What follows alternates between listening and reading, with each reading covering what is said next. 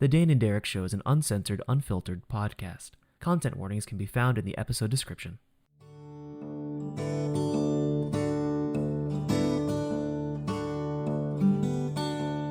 Hello and welcome to the Dane and Derek Show, a podcast where two nerdy friends attempt to keep in touch and shoot the shit. I'm Benig-Aiello, a writer, director, and occasional D&D player, and with me, as always, is my buddy, the one and only Dane Fogdall. Hey, I'm Dane. I'm writer, musician, podcaster, and a lover of tabletop RPGs. As previously discussed in last week's episode, we realized that we could do an entire episode dedicated to character sheets, and we are following through on that promise. But before we dig into the meat of it, Dane, what is your favorite part of the character sheet from 5th edition Dungeons and Dragons? Okay, specifically from 5th edition Dungeons and Dragons. Okay. Specifically, yeah. Specifically.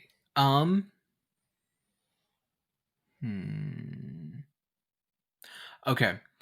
I don't know if this is on every single... So there's like 4 versions of the D&D 5e character sheet that's on their website. But one of them, my personal favorite, has under the stats 2 boxes. One small box and one big box. And I adore that because what I learned is put the big number in the little box and put the bonus, like the +3 or the -1 or whatever, in the bigger box because you're going to be using it 7 million times more frequently. And so literally doing it that way to like make the big number smaller, since you very rarely actually use that number, felt like a really good move, honestly. So I think that's my favorite part about it. Outside of like, I really always have enjoyed the experience points section because I love leveling up. It's very fun. So, also in the many variations of the character sheet, I believe this is on the first alternative character sheet, they have these skills organized by which stat affects them. Oh, that's awesome. And I think that's my favorite because for new players, especially, if you do your trick of putting the small number in the big box, and then you give them a character sheet where you have like acrobatics, sleight of hand, and stealth next to dexterity, it really reinforces, oh, I get a +3 to dexterity, to acrobatics, sleight of hand, and stealth. And it saves you time from searching, and it kind of shows you like what skills affect what. And I think it's a really great way to teach people about the skills and the stats and all that. So I agree. That's pretty good. Just real quick, small tangent, because there's just going to be a million of these.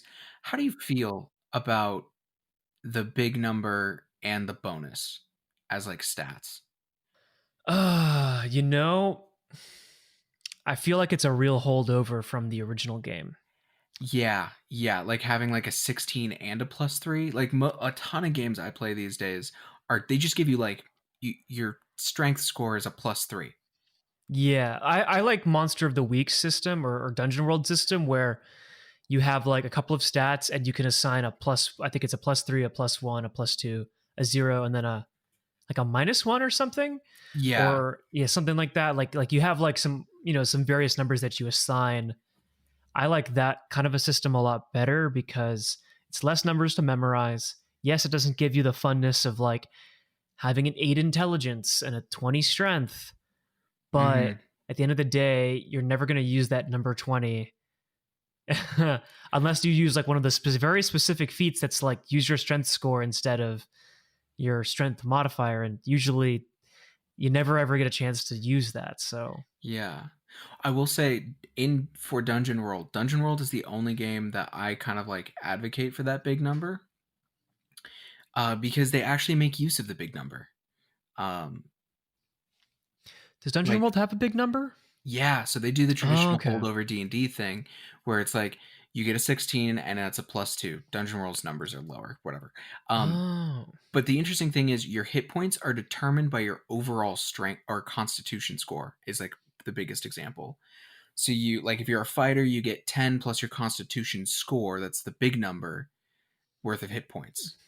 And like for haggling, they don't actually usually make you do charisma score. They basically just let you minus your total charisma from the cost of anything.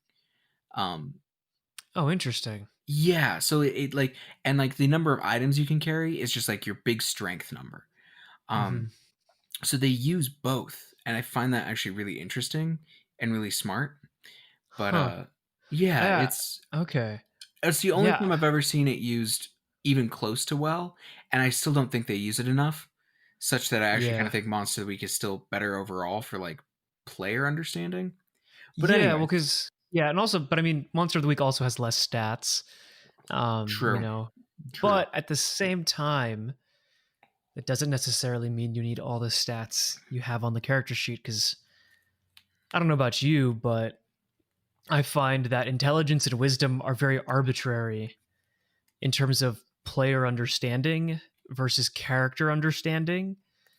Mm-hmm. Unless you're playing with a really, really, really great group of role players, usually people play at whatever intelligence level they possess in real life. Yeah, You know, like it's a lot easier to play a dumb character, but to play a character with hyper intelligence can be really difficult and really that's part of the reason why I don't really play wizards is because I'm always like I don't know if I am actually in real life smart enough to play a character that is that smart, and that's sort of where I think I know that that's been something that stops me from playing like a wizard. Um, interesting. which I think is, completely arbitrary and not exactly a real reason to stop me. But I do worry sometimes that, like, say on the grand scheme of like intelligence, I'm like a 12 and my wizard has an 18. Right. I don't know if I can live up to that or if I would play it as smart as this wizard might play. And I think that that's sort of like super into the role play aspect of it, Mm-hmm. you know, uh, which I think is up for debate. I will say two things on that. I kind of tend to have like the reverse problem. I tend to play pretty strategically. Um, Mm. and I feel weird when I'm playing like a big old barbarian who's just supposed to just run into a combat, and I'm like, but no, I want to let the rogue hit first so they get their assassin sneak attack, right? But um those sorts of things. So I've been encouraged in the opposite way because I feel it hemmed in by playing by my desire to play strategically. Which interestingly, the character I've been playing longest this year, she started off with a really low wisdom and a really not and an average intelligence. Um, like she's like super opposed to a lot of what I play traditionally. And I've had to capture myself RP wise and be like, I'm like, Aloft wouldn't know that word. Um, and like have to like walk back some things I've said. And it's been really fun, actually. It's been really, really fun, but it's taken a lot of effort to be sure, to be sure. Um, but the one thing I will say is that's where kind of like the mechanics come in, where it's like if done well, like in Dungeon World, because I'll just keep using that example for now. Uh, you will tend to roll and take actions that you're good at, right? So in Dungeon World, if you have a high intelligence, you're going to be spouting lore a lot, which means the dungeon master is going to be telling you and your character all of this extra information that the other players aren't going to get, you know? And I think that's a way you can kind of get around it in a way, but it's not perfect and it's very interesting and it kind of comes back to like these moments where it's like it's really hard to just assign a number to people's like abilities. Like they're like not even like their ability to do a learned skill, but like their innate qualities, you know, especially the mental ones. Like yeah, it's very interesting. It's such a and in a way like the mental abilities are almost more important because those are the abilities that happen in between combat, and that's in a traditional game that's like maybe like 60-40 or 70-30% of the time you're not fighting, you're talking and making deals and investigating and figuring things out. And you know Mhm. to have a character, to it's that it's a real weird line. It's a real weird line, and I don't know a better way to do it. You know. Well, I can think of a couple ways.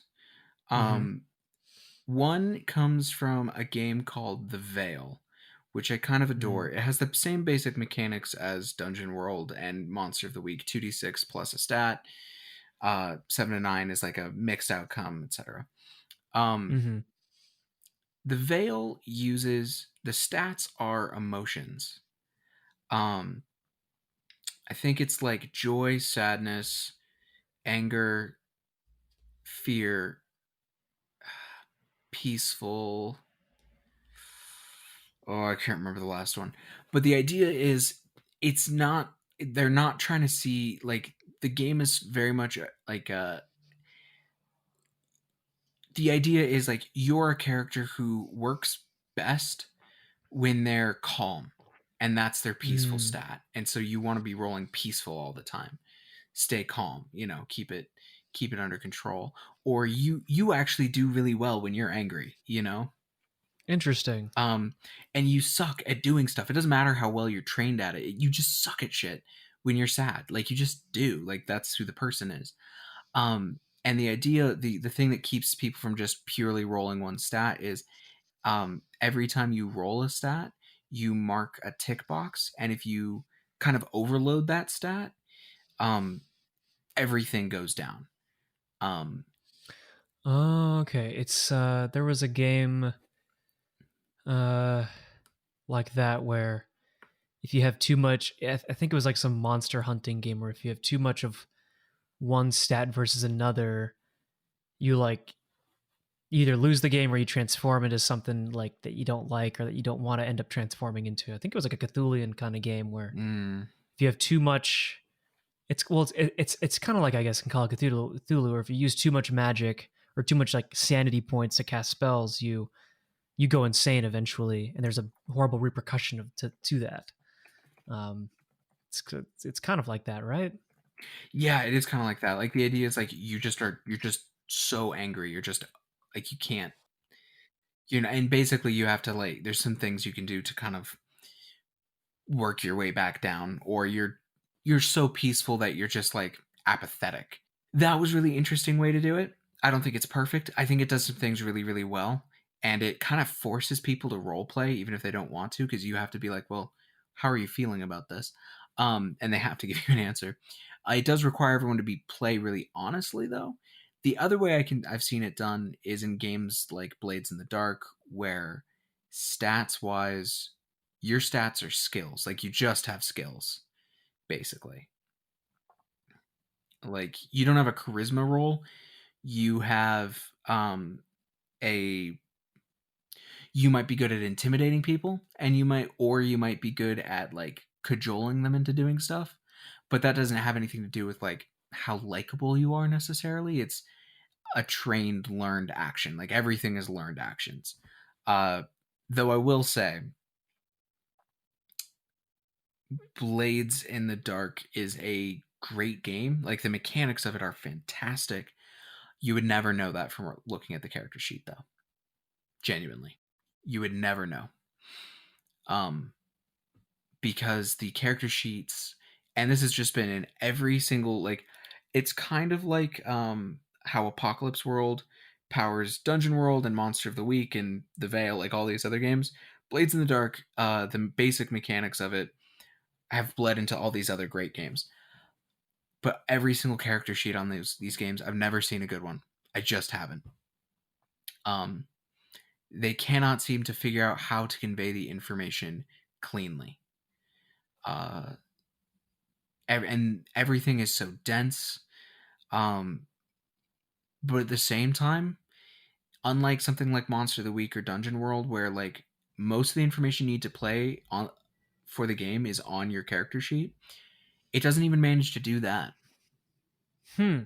Yeah, That's kind of that's yeah. some. So genuinely, some amazing games are hidden behind these next to impossible to read character sheets. Like last time I ran a game of this, which was a Beam Saber, which is like a mechs and like an Evangelion Gundam style version of this game. I went in and photoshopped out 50% of the character sheet because my players had never played it before, and we needed to record a podcast, so I needed them to have just the bare minimum. Your character sheet's so important. Genuinely it is. Like It's so hard to play these games that require a character sheet because there are some games that don't, right? Like, did we ever play Fall of Magic, you and me? No. Okay. Well, Fall of Magic is one of my favorite RPGs, storytelling games of all time. No character sheet. It's just not needed. 80 to 95% role playing. And all the mechanics come from this literal map that they've made for you. So like that's one thing. But if you're a game like D&D that needs a character sheet, it has to be good. Because you need your player like you need players to look at it and understand. Because it's the thing they're going to be looking at the most. Yeah, I mean it's a reference for their entire existence and their entire experience in the game, because often the most intimidating, the thing that turns people off the most from D&D is all the math involved in the first 2-3 hours of making a character.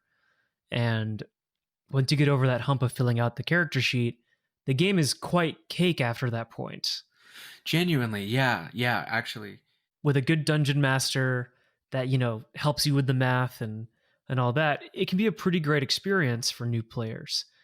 But if you've never played before, or you're in a group where no one's played before, trying to fill that character sheet out is a nightmare, because it's just a lot of lines and a lot of like, where do things go? Like, I haven't really used D&D Beyond too much, or even like Roll20, as much as I have, even though I've been playing a game on Roll20 for better part of this year. But I just found that I thought digital character sheets would be the solution to all of this. But while there's some perks to them, like automatic rolling and automatic leveling and like character like level up menu screens to help you through that, it's it's still like a clunky thing to read. Yeah. Like Yeah. even in Roll20, it's like, oh, you forgot to turn off this one setting on the character sheet in this one gear menu. No, not that gear, the other gear.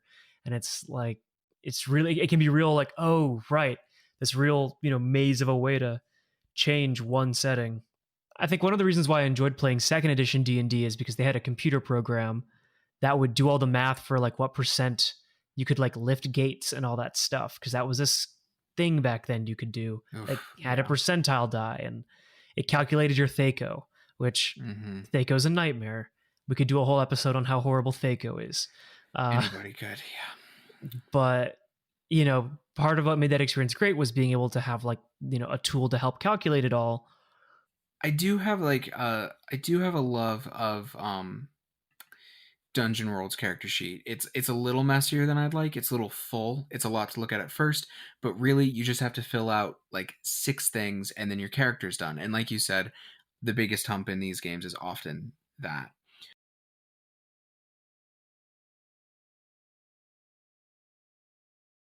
So there's a game called Kids on Bikes, and there's been a hack of it called Kids and Spirits, um, where basically the whole mechanic is it's really really good. It's basically there's a difficulty setting, like the GM's like difficulty 10 or whatever, and your character has 6 stats, which are fight, flight, brains, grit, heart, soul, in the case of Kids and Spirits, because that's the one I'm looking at right now. And you assign a dice to each of them, ranging from. Oh, where is it? No, not these things. There. Thank you. Ranging from a D4 to a D20. So the thing you're best at is the D20, etc., all the way down to the worst thing being a D4. Um, and so because of the simplicity of the mechanics, uh, there's 6 things you need to fill out, and then you just get to go into um, your motivation and your description and flaws, character strengths, spells and equipment. In this case, like it's like you get to put these numbers in, and then you just get to flesh out your character. And it's really easy to see how it works. But I'm not sure how you would do something with the complexity of D&D without a kind of clunky character sheet. That's ultimately where I'm kind of like, we've talked about this for a long time, but creating an RPG system that is not like D&D and not like anything else, which is of course like not nigh impossible, but there's so many other games that I feel like, like you and I are in the two different camps of RPG people. Like there's like at a certain point, depending on how long you play these games, you'll become frustrated with Dungeons and Dragons, and you will try and find a better system. And if you're like me, you'll give up and you'll just stick with playing Dungeons and Dragons and just try and DM the crap out of however you want to run the game, Right. because to make it work the way you work, which ultimately has its limits. Or there's, the route you go, which is you find dozens of little other games that provide you the same sort of fulfillment, but are more experienced based. And then, I mean, I guess you could speak to that. Like, what is it like picking up all these other games that you've played? So there's two things about it. There's two limitations that I can think of right off the top of the bat. One, you're always teaching people. Always, always, always, always. Um, because D&D is such the standard. Like there's a game I love called Firebrands. I love playing it, and I get people to play it with me. But I don't really get to go out and be like, hey, does anyone want to play a game of Firebrands with me? And like a bunch of people are like, oh yeah, totally, I know how to play that. Like you never find that, right? Mm-hmm. You what you can do is be like, hey, do you want to play this interesting RPG with me? And you'll probably get like a few people like, yeah, that sounds fun. And then you have to teach it to them and pitch it and do all this stuff. The other limitation is they're difficult in a different way. Like D&D has some crunch to it, like crunch in the sense of like numbers and like that sort of thing. There's a level that you can fall back to where like you don't have to role play things. You can just be like, I'm going to roll deception, which is great Mm-hmm. for a lot of players to just kind of like fall back on. Whereas Firebrands, I'll use this example. No, it's mostly role playing with some prompts. You can't just say I roll a intimidation check. You have to pretend to be intimidating. Dungeon World, for example, the mechanics are kind of wibbly wobbly. They're kind of loose. Um, Such as like, for example, I took a 10th level move um, for my latest level up with this character Aloft I've been playing for a while. And basically all it is it's like you get a mark of might. Any intelligent creature, mortal creature, will understand how powerful you are and treat you with respect. Um, the fuck does that mean? What the fuck does that mean? Like, on the one hand, it does mean a lot. Like, in the story, what's going to happen is uh, she's basically the arc I'm taking this character on is like Hercules from Disney's Hercules, where it's like, I want to become a god and get to the place where I actually belong. Twist is she really does want to go there. It's not like, oh no, I should stay human. That's not the twist. She really is going to go there. But throughout this whole campaign, she's been uh, developing divine powers, and at this point, it's just spilling out. So like her eyes glow, and it in this case, it's like this sign that like more or less she's very very close to being divine, and so everybody should like just give her some fucking space. But some of the examples in the move are like Khal Drogo from Game of Thrones, where it's like that long braid he has that like means he's never been defeated. Um, it can be that, right? Like it can be all of these different things. And so it takes not a lot more imagination, but a certain amount of like hands off. It's not going to tell you exactly what it means. Like if I had taken that move in D&D, what it would have said is like you get a plus 10 to intimidation, right? That's what it would have meant. A very specific thing. And so these games are so specific. Like D&D just is like fantasy in some ways. And that's awesome. Um but some of these games are so specific um that they can tell really beautiful stories, but they can only really tell that one story. And so in a way, like I know you fall back on D&D. I fall back on Dungeon World. I always come back to it. I adore it, because it takes the step away from D&D that I really need, which is like I really can't be hemmed in by these fucking rules to some extent. Like that's sometimes how I feel with D&D. Um which is interesting because like I'm getting this feeling that I'm going to play a D&D campaign soon, like a proper one, and I've been looking at the rules over and over again, and it feels confining because I'm like I'm not sure how to really make this my own, if that makes sense. Like the rules are so Hmm. specific that it's very hard for me to put the flavor I want into it. Um which is really funny because like I don't follow these particular shows, Critical Role and the Adventure Zone, but they do it. People do it, and I need to remember how to create from confinement. But Dungeon World is the thing I come back to all the time, even though I have like these very bizarre games. I think it comes down to flavor in some ways. Like I know people who Blades in the Dark is the thing they come back to over and over again, and I know people who um, love Pathfinder or what's the it's not Spelljammer. Starfinder. No, No. it's not Starfinder. Oh, what am I even thinking? It's a Star Wars role playing game. What the fuck am I even Oh, saying? Edge of the Empire. Yeah. Thank you. Um, it's just like depending on what sort of genre and what story you come back to. Like you and I both love fantasy stories very very much. Um, and so it's really easy to be Hmm. like, no, I'll just come back to this over and over again. But the one other game I've started coming back to more and more is Fall of Magic, actually. Just because it's such a beautiful role playing game, like truly a role playing.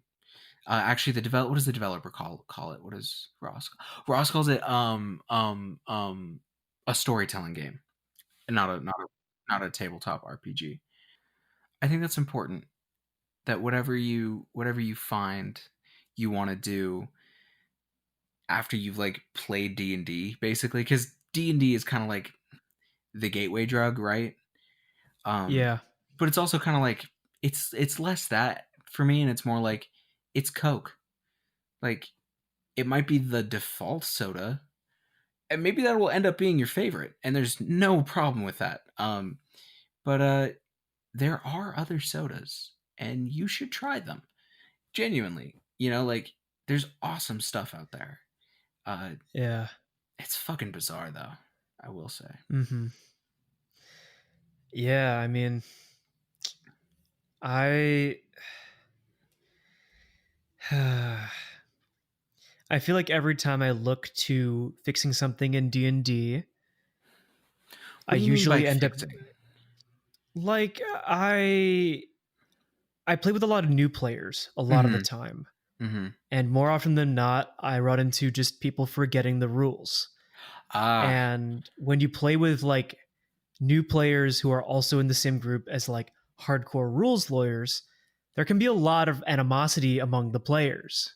Mm-hmm. And I don't really like that aspect of the game. I don't really like that sort of environment. I don't think anybody does. Does it bug you that Uh, that some people feel like there's a completely right way to play? Correct. Yes, it Mm. completely bugs me because I don't think there is a right way to play any RPG game. I think I more often than not will modify and fudge the rules to serve my players more often than I will to serve the rules of the game. I mean, here's an example. This is an important moment for both you and me. Uh, in arguably the best campaign you and I have ever been in, the one with the Lich King. At the very end, the Lich King had our friend Ryan's love interest hostage, essentially. Um, where the Lich had tied his life to hers. Um, and you just fucking killed the Lich King. Like you Yeah. just did it. Like, and she died. And Ryan was about to get upset with you, and you said you're a vampire because he was. bring her back. There was no mechanic for that. There wasn't. There was not a mechanic for that. It was D&D 4e that there just wasn't rules for. There's rules for that in 5e and 3 and 3 and 3.5, but there just isn't in 4 really. Yeah. But we just let it happen because also like it was just the thing to do. Like it was fun, it was good, even though there wasn't like a specificity to it. And I'd rather that over um strict adherence. Like earlier this year, late 2019, I remember having this like itch to play D&D again. Um and I just want to like roll dice and math and stuff, and I was like just trying to kind of like put together like a really crunchy dungeon crawl, which none of the people who I normally play with wanted to do because that's just not our thing. Um and I just went to the local game shop with my girlfriend Gracie uh to just like look. I was like, maybe there's like an adventure or something. I was just like trying to figure out how to like play this thing that I wanted to do. And for the hell of it, because I like supporting the local game stores, I bought a pack of Magic cards. Um, and I opened them and I was looking through them. I was like, oh, I want to play Magic. Like that's the thing I realized is like, I want complicated rules and I want to win at something. Um, Hmm. which is a different urge than what I normally want from an RPG. Um, Right. Yeah. I yes, because an RPG is so it's very immersive. Like Magic is intensive, D&D is immersive, and mhm. in Magic there is a defined end goal, and it makes sense to have stringent rules because those rules help you achieve that end goal of that of story of the of duel. playing a game of winning. Yeah, Like exactly. it's there are rules in that game that you can't like cheating at those rules will rob you of the experience. Whereas Hmm. I find actually strict adherence to the rules, especially on the dungeon master's part in D&D, will often rob people of the experience. Because Correct. sometimes you as the dungeon master just crit 7 times in a row. It just happens. And then everyone should be dead. But you can lie about that. You can super lie about that. You should lie about that. Or sometimes this is a thing that also happens is um you're facing what should be a very tough enemy and you just can't roll well. You should also lie in that case. I don't know if you've ever done this where like I've been like, wow, the dragon is just Yes. garbage right now and they're critting everything.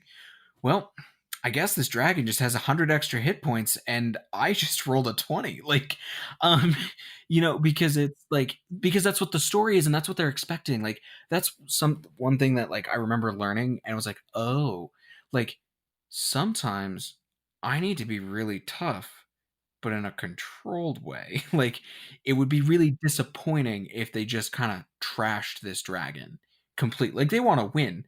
Well, then they'll win. We've done the math; it should work out.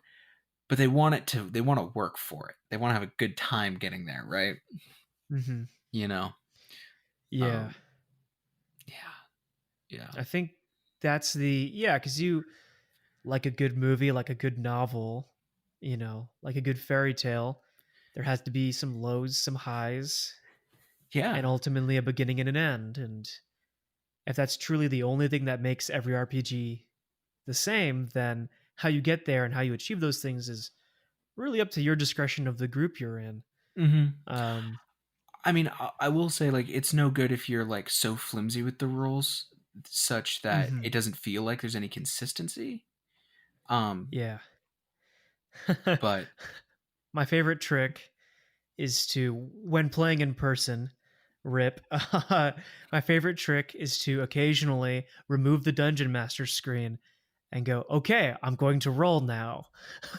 yeah, just yeah, I do like. I did remember loving doing that. Just like I'm just gonna roll this one in the open. Yeah, Like because then I you don't. build that trust.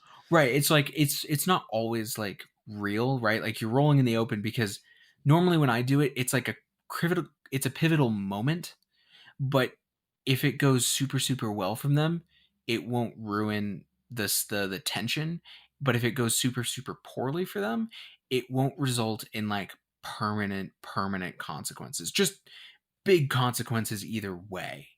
Um, yeah, like I would never do the thing where I'm like I don't think I would roll someone's like whether or not someone dies out in the open, because I might want to control that. But Yeah, take it from me, don't do that. yeah, because then you can't take it back, right? Yep, Um, that happened to me once.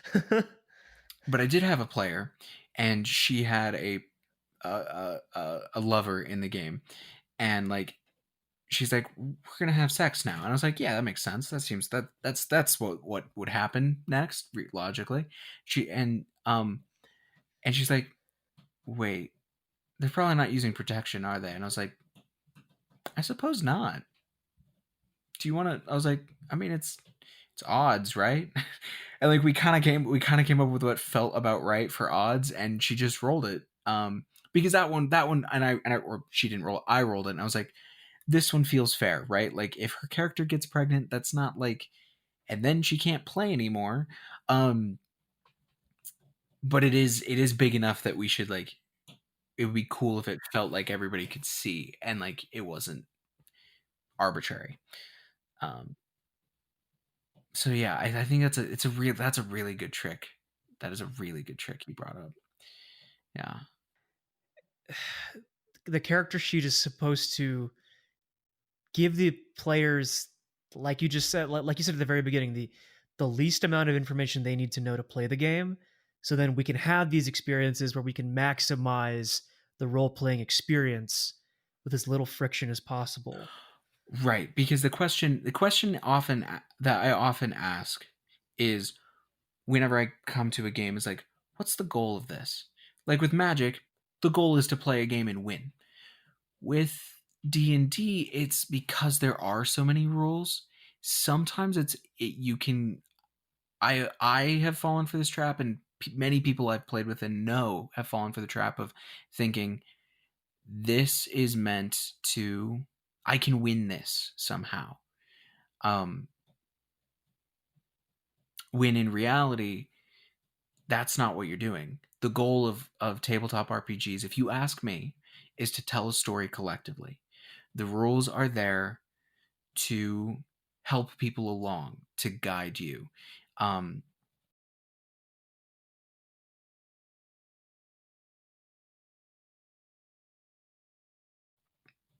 in a sense, you're sitting down to do improv together, and instead of asking the audience for prompts, you are turning to dice. You are turning to rules to take the story in interesting places. Um, and so if your character sheet should be a place you can turn when you want to do something interesting. And it should help you do that. It shouldn't confuse you. It shouldn't hinder you. Um, it should only help your players do that. Um, and I think the D&D 5e, especially the variant you mentioned, does a pretty good job considering the amount of information that has to be conveyed. Here, I have one thing I want to leave this with. Um, I have a friend, and she's our dungeon master for the game I'm in with this god character. Um, and recently we did a heavy combat session, and she asked me about um some, like, she was like, how did I do? And I talked to her afterwards, like, by and large you did really well. It was really fun, it was satisfying emotionally and narratively. um the monsters were tough enough. They didn't hit hard enough for, like, we were never in danger because they didn't hit hard enough. And I was like, here's how you mess with Dungeon World to make them hit a little harder, because there's 5 10th level characters. It's just tough to hurt them at this point. Here's what you do. And she's like, thanks. And she was like, some of people want to play D&D next for our next campaign. I was like, would you enjoy that? And she's like, I don't know, I really struggle with combat because I suck at mechanics. And I was like, you don't suck with mechanics. You don't. You, because you see what they're for. Because she's amazing at telling stories and using the mechanics to support her storytelling, to support our storytelling. And I was like, you get what the mechanics are actually about. just because you're not great at keeping track of 1,000 numbers, and you're not great at like basic arithmetic, like, and by not great, I just mean not lightning fast, like your brother who is a mathematician. Like, what? Um, like, you get something much deeper about what these are for. So no, you're actually great at mechanics. And that's what a character sheet should be. Is deep down, it's a piece of paper that lets you tell your story. And if it gets in the way of that at all, it's a garbage character sheet. Well, I think that's all we have time for tonight, but this was really good. It's getting out some much needed Dungeons and Dragons tabletop RPG character sheet therapy. Shop talk. It's just shop Yeah, talk. shop talk. Yeah, because I mean, sooner or later we're going to either run a game, play in a game, or make a game, or make a show that features a game. In your case, Yuppers. With that, everybody, thank you for listening to us two old school and new school tabletop RPG players vent about character sheets. You can see what movies I'm watching on Letterboxd at Benig-Aiello, and conveniently I'm also at Benig-Aiello everywhere else. That's DEREKAIELLO. Dane, where can we find you and your work? You can find me on Twitter at Dane_Fogdoll, and you can listen to my show Diceology, like the science of dice, on iTunes, Stitcher, and Spotify. We hope you had a very wonderful evening, morning, afternoon, lunch break, wherever you've been listening to this. Thanks for hanging out with us, and we'll catch you next time. Catch you later.